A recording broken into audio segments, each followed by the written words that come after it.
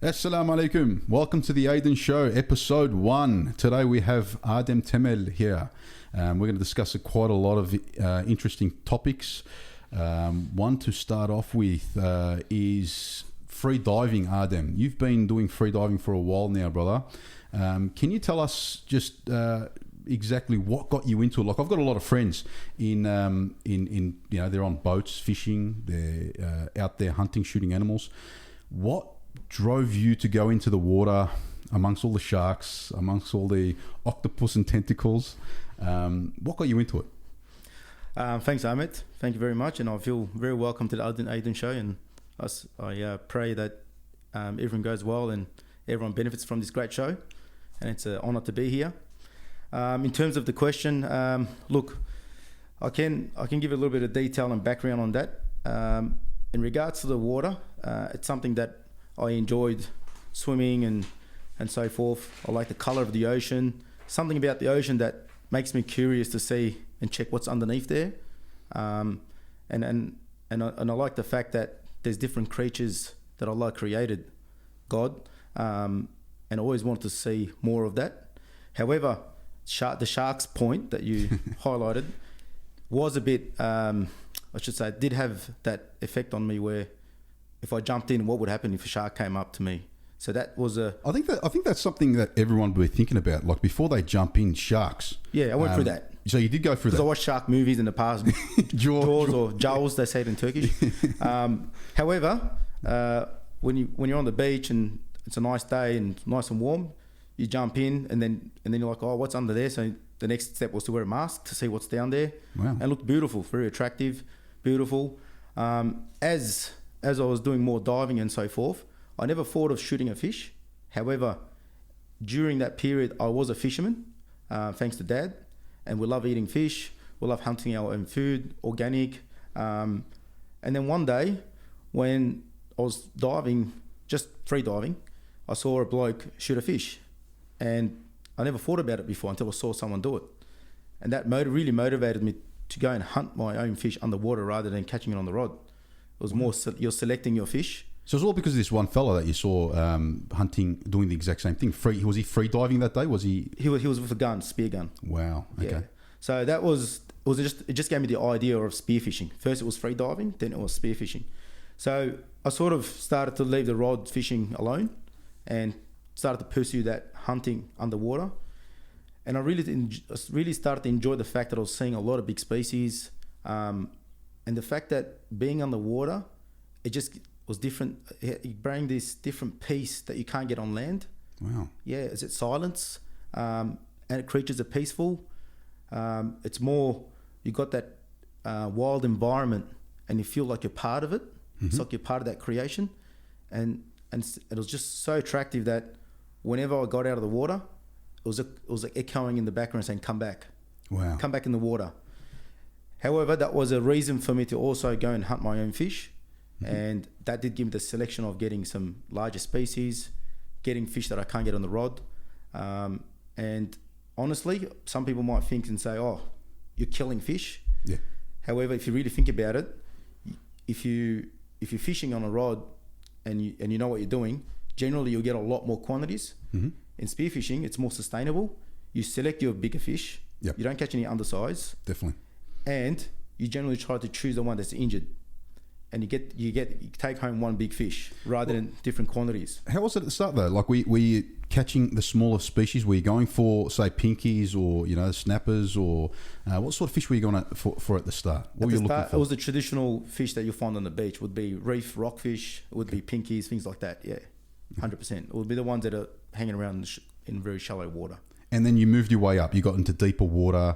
You started looking for those bigger fish. What was the biggest fish that you caught?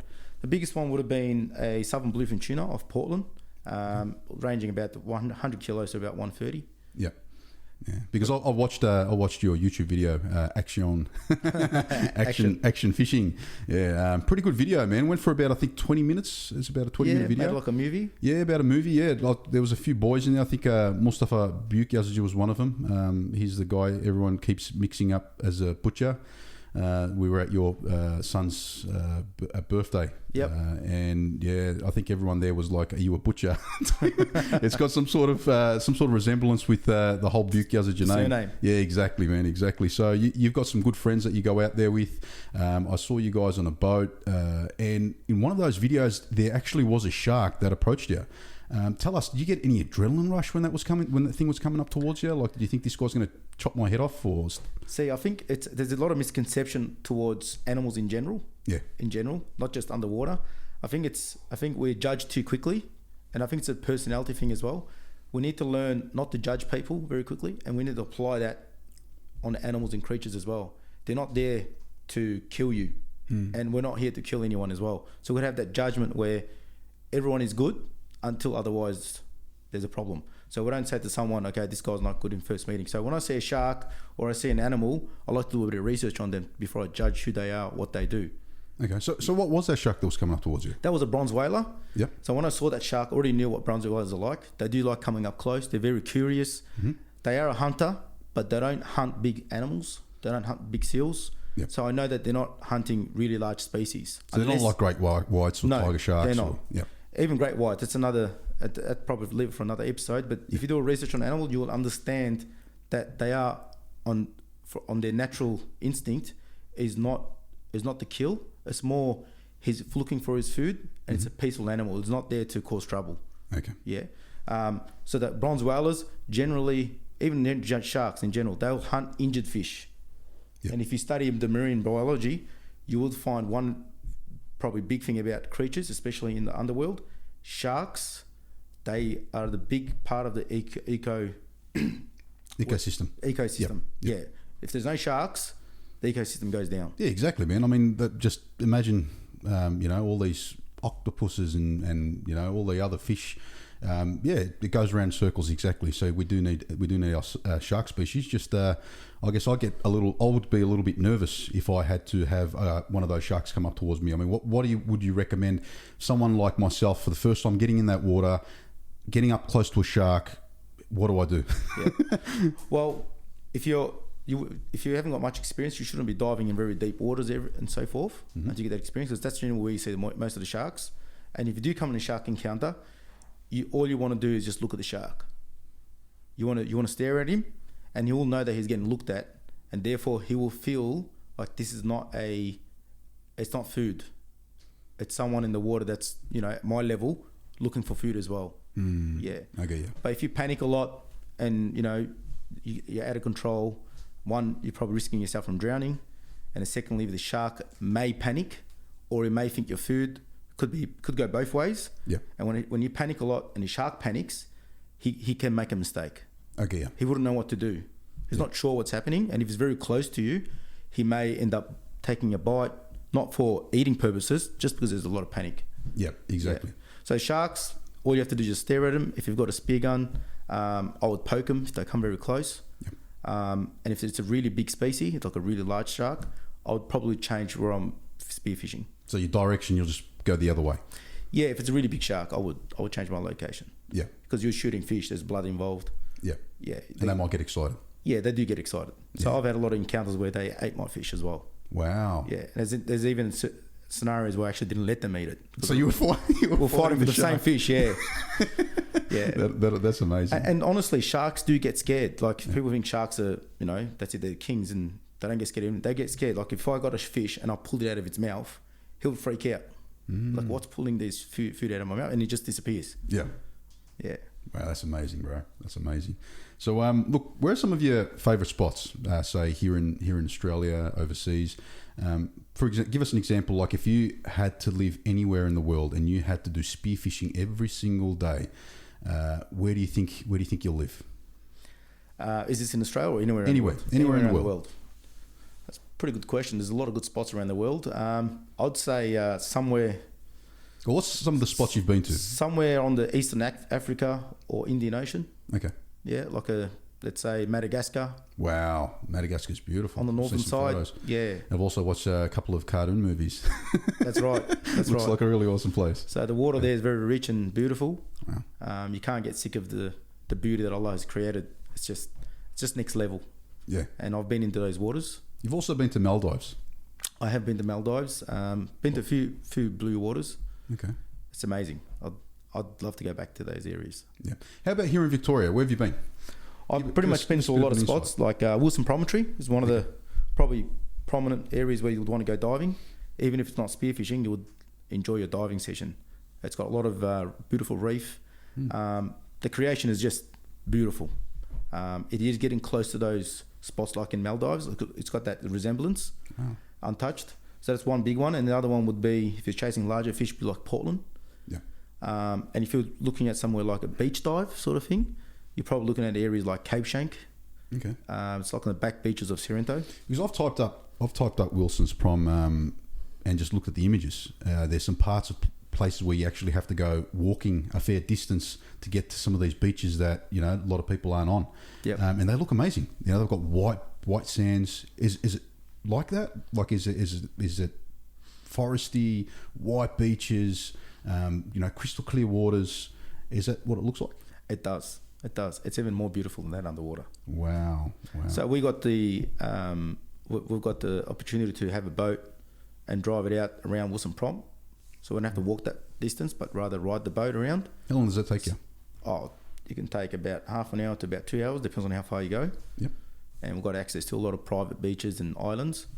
Okay. And that's where we shoot like a lot of the kingfish and so forth. Yeah. And how many kingies have you caught around there? We've probably got on the Eastern Victoria side, Wilson Prom side, probably got about in my lifetime. Oh, yeah. Well, at Wilson Prom, yeah. Yeah, probably. So let's get into the question of how long have you been doing this? Like, how long have you been doing spearfishing? It's been about 10 years. You've been doing spearfishing for 10 years? Wow. That's right. That's a long time. That's amazing. Yeah, so we have been building our experience underwater. Yeah. We'll go down to depths of about 20 to 30 metres. And that gives us access to some of the pelagic fish, which is like kingfish and tuna. They like to hang a little bit deep sometimes. Going 20, 30 metres, do you need to hold your breath for long? Like, is it a minute, 2 minutes, 3 minutes? What are we looking at? If you've got about a minute breath, you should be able to do 20 metres and back up. Wow, okay. But you want to, if you're sort of a hunting person, you'd want to sort of stay on the bottom for a little bit. Yep. The fish like to be approached in a calm manner. So therefore, you probably want to stay a little bit longer than a minute.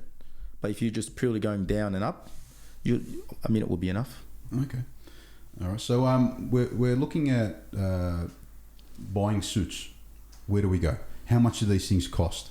I know the wetsuits range from anywhere from $100 to $500.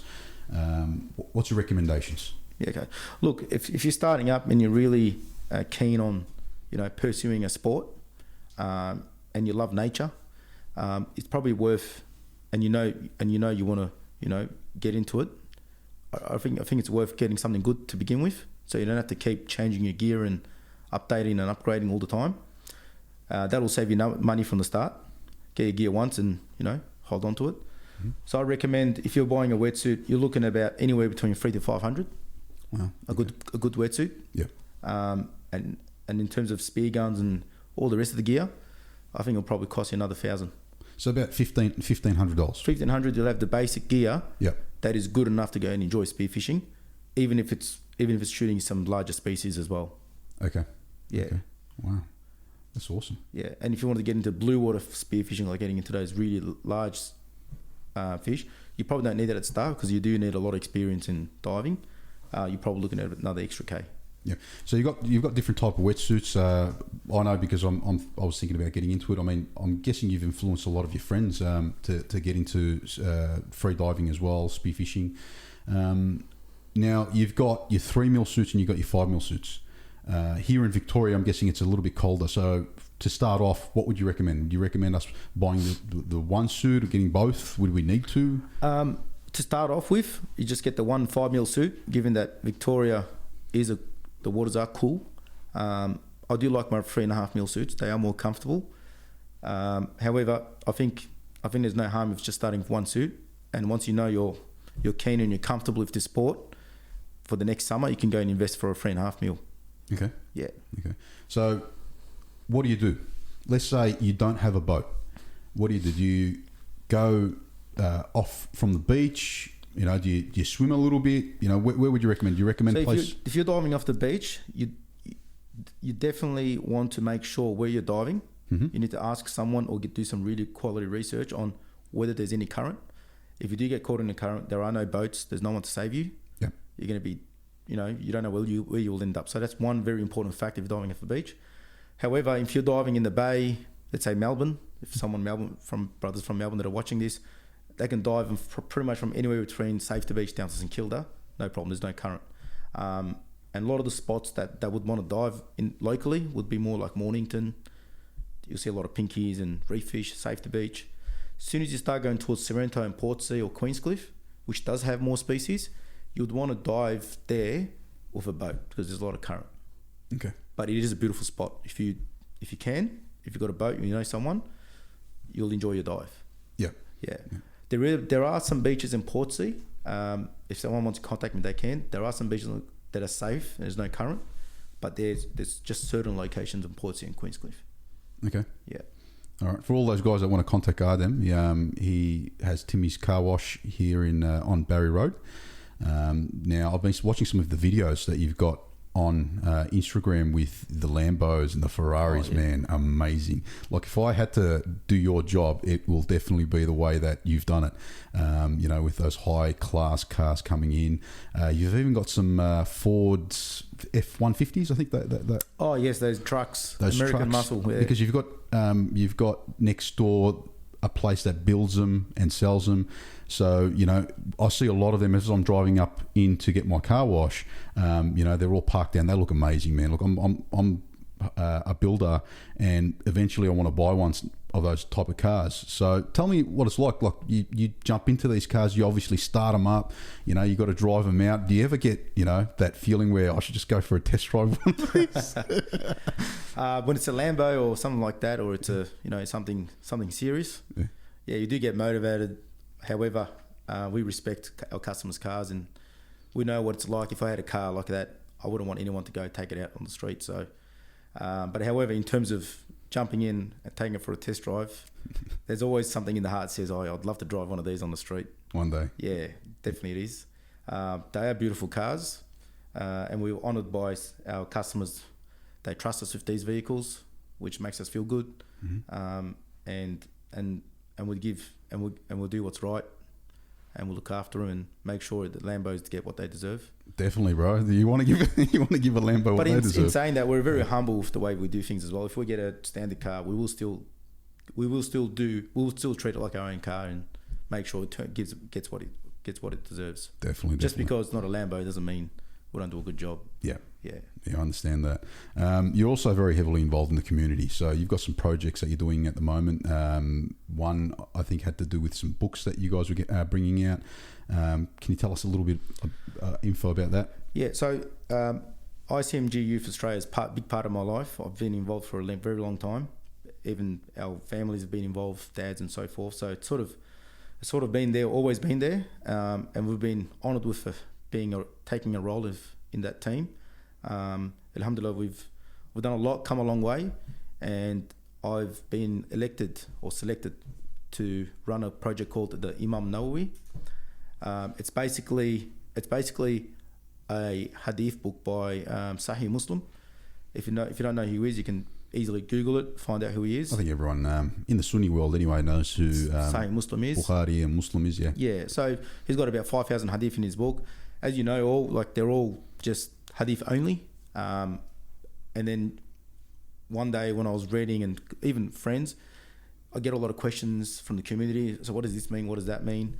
And there's a lot of problems in the community about misconceptions on how to interpret it. And then nowadays, sadly enough, we get people read a Hadith and they give their own opinion on it. Many.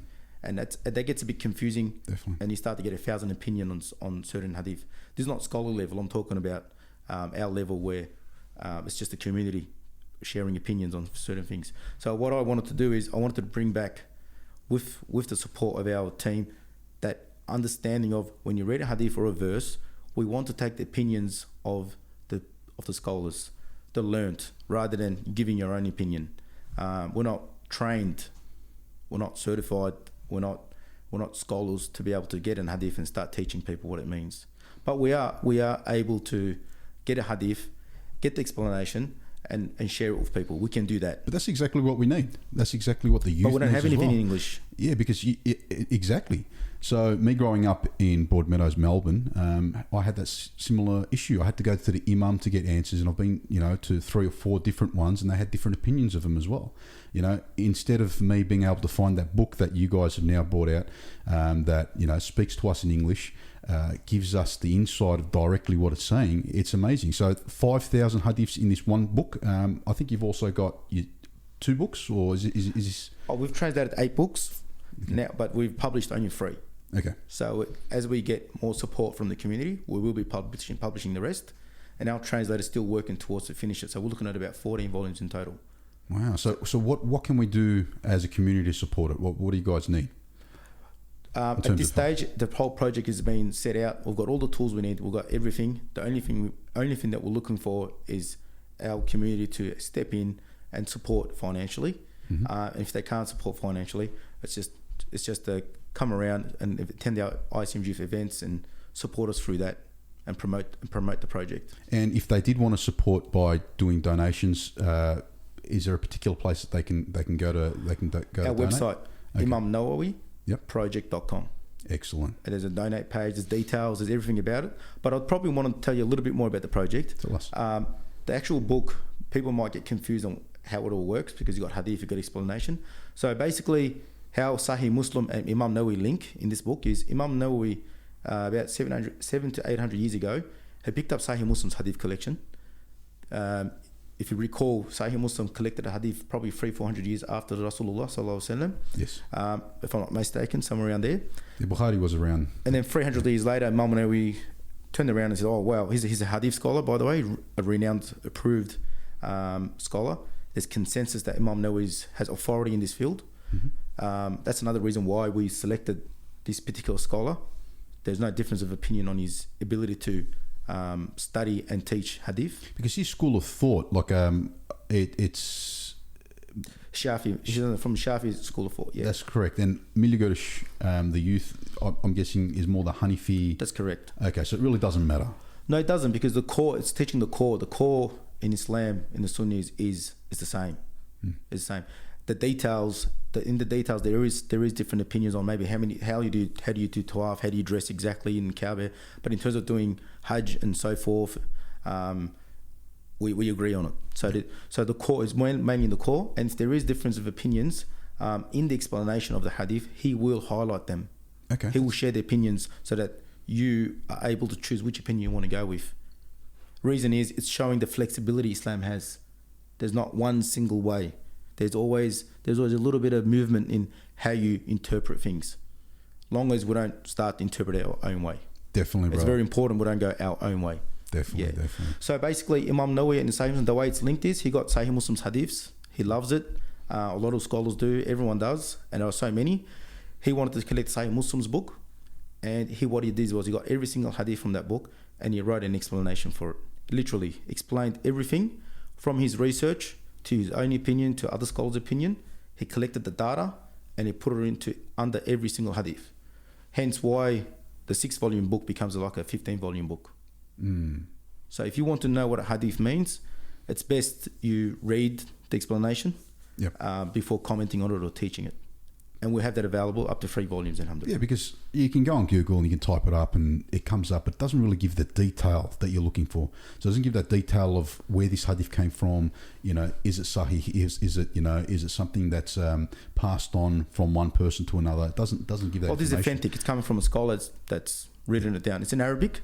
So our role as Milligodish, we are translating from Arabic into English with our translator from Ustad Adil Salahi, the one that translated Sayyid Qutb's Fi Zilal al-Quran, Tafsir. He's based in England. He's a Syrian scholar. He's got a lot of experience. He's done it for 40 years, 50 years. And then we've got our publisher, Q Publishing in the UK. We've got our Milligodish scholars. We've got ourselves. We're pretty much studying the book inside out. We've got editors. We've got editors just for grammar as well. Yep. And it doesn't have to be a Muslim. We've got non-Muslims involved in this project as well. But yeah, we're just trying to get it right. Yeah. It's for Muslims and non-Muslims. It doesn't matter who it is. If they want to understand something, we've got the resources and we got it there for them for the first time in English. Well, bro, that's how it should be. We're the first. That's amazing. Yeah. That's amazing. That's how it should be. We live in Australia. We've got a lot of people that are interested in this beautiful religion, and they want that. They want that English, so that they can, open the book and read it themselves. Because I remember, again, growing up, seeing all these, reverts that were coming in. I saw them, in different mosques at different times, and they were confused. You could tell they were confused. They didn't know which direction to go, especially because I would see them outside, and you'll have all these people coming up towards them and giving their ideas, their opinions of what he should do, how we should pray, how we should believe.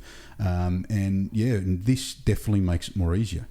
Being able to read the Quran in English, fortunately, we've got that happening right now. It's very easy to access. You can go on Google and get yourself. Exactly. You can get yourself a free Quran. They've got some really good programs happening with that, and getting yourself with the Hadiths at the moment. With how you guys are handling it, amazing job. I think it's good to mention that when you see the Quran tafsir, this is pretty much Hadith tafsir. Yes. Yeah, it's Hadith tafsir. We just don't call it tafsir. We'll call it commentary. Yeah, so pretty much it's very similar. But the first, I think one thing to highlight is in anything to do with books and so forth, it goes a long way. It stays there. Like Imam Nawawi wrote this book 700 years ago. So book projects have that. You get honoured with the fact that the book is there, and it could be 1,000 years later and someone pulls it out and starts reading it. So you've got that. Just makes it exciting. Exactly, bro. Yeah, exactly. If you've got all that right information in there, then they don't really need to rewrite it again. It is something that they can hold with them for the rest of their lives and pass over to their, younger generation, and they can do that. So Adem, look, I think I don't want to take too much more of your time. I know you need to get back to work. Even though it's a Sunday, you're a hard worker, brother.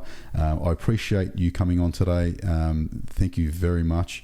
Look, if anyone wants to get in touch with Adem, as I said, he's got Timmy's Car Wash. Take your car up there to get a nice clean. As well as if you've got any questions, you can ask him about spearfishing or free diving. He'll be at work most of the time, unless he's free diving.